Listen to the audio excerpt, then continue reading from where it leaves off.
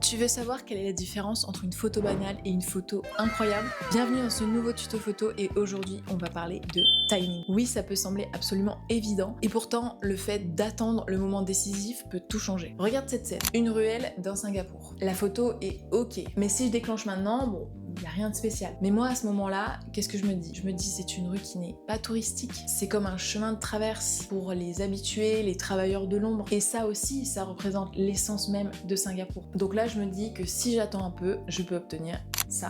Et personnellement, cette photo me plaît beaucoup plus. Et là, bien sûr, je parle de photos de rue, mais ça marche dans toutes les disciplines en photo.